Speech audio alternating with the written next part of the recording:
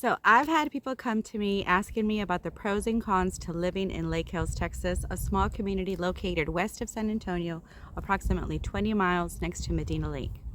Now, whether you are thinking of moving here or wanting to invest in a second home, purchase land, or just planning to visit, you'll want to know these pros and cons.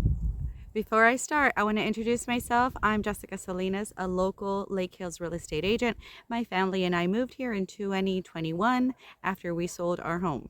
We bought some unimproved land, obviously, and are currently building our dream home debt-free. Yay! If you are needing a realtor or just want to have a conversation and ask a few questions, just send me a message here or on my socials in the description below. Lastly, if you like this content and received value from this video, go ahead and subscribe and click on the bell to receive notifications, as I'll be putting out more content about Lakehills and the surrounding areas, well, hopefully once a week. We'll see. And with that, let's get into the pros and cons of living in Lakehills, Texas.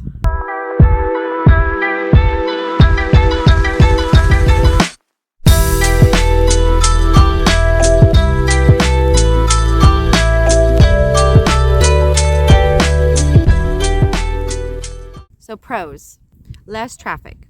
Traffic in Lakehills is minimal unless you are stuck behind a slow driver, which does happen on occasion. You're pretty much always going. With only one four-way stop, no traffic lights, and two-lane roads, you're sure to get to where you're going. Morning and evening traffic does increase, and that's because all the folks are either getting up to go to work or getting home from work. Just the same with school drop-off and pickup times. This is ideal if you work from home. There is fiber high-speed internet available out here, and that means you don't have to drive into San Antonio and deal with the crazy traffic. Number 2, the Lakehills Community Center. If you plan to stay here a while, then I suggest you pay a visit to the Lakehills Community Center. As new residents, we quickly realized that this is the hub for engagement in the community. The LCC does a great job of creating and publishing a calendar of events ranging from exercise classes, craft activities, festivals such as the annual Cajun Festival in September, karate classes, bunko, and so much more. Be sure to check out their Facebook to see what's coming up. Number 3, small town, small community feel. We have friendly local residents. Local businesses provide the community with the services and products needed to thrive. No need to drive to San Antonio or Boerne. Usually, you can find what you need right here in Lakehills. For example, we have 6 different churches, a True Value hardware store, 3 legit restaurants and a cafe, a couple of salons and barbershops, a laundromat, a veterinarian, an auto shop, library with a playground, Little League, baseball field, Bandera County Annex to pay those tax and vehicle bills, Medina Lake Fire Department, Medina Lake Medical Clinic, and we can't forget the Dollar General and the Hill Country Store. Number 4, affordability. Affordability is a plus for people in Lakehills. Local vendors' prices are affordable and one can get by with little.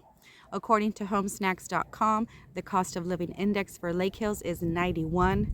The cost of living index is set to 100 for the average place in America. An index above 100 means that Lakehills would be expensive, while a number below 100 means it's a relatively cheap place to live. Other cities nearby, just for reference, such as Leon Valley, a suburb in San Antonio, scored a 91 as well, but cities like Boerne scored a 103. However, with rising property assessments, this could change in the years to come. Number 5, plenty of RV spots. Did you purchase an RV? Are you using it? Well, you can bring it to Lakehills and Pipe Creek and you'll be sure to find a spot. Let me name them for you. We have the Roost Cabins and RV at Medina Lake, Mangara's RV and Weekend Getaway, Harbor RV Resort, Shady Oaks RV Park, Medina Highlands Park, Serena Medina RV Park, Lake Medina RV Park, Sparrow Bend RV Park, Thousand Trails RV Park. Now you'll want to call first and check for rates and availability. I want to make a video of these RV parks in the near future, so be sure you've clicked and subscribed and click the notification button. Now, before I move on to cons, I just wanted to say that these are my own opinions and not all minds think alike. So cons, number one, there's no HEB, Walmart, or Target. In other words, you're going to have to rely on the local dollar store, the Hill Country grocery store, small shops, Kroger delivery services, and Amazon Prime if you are needing something you can't find locally. You'll need to really plan ahead what's for dinner, or you'll be out of luck and shopping at the dollar store for a Red Baron pizza, like I have many a times. Number two, dark roads. There is minimal, and I mean minimal, street lighting, so you'll want to use those bright lights, and remember to please flick them off with incoming cars. No one likes to be blinded by the light. Okay, watch out for deer, windy roads, debris, and yes, pedestrians. Be careful, use precaution, especially if you struggle with driving in the dark. Number three, Medina Lake. Now, currently in May 2023, the lake is at 5% full. I know it's very disappointing for people who want to get on the water. However, with the history of this lake, it will come up. That's what the historical data says.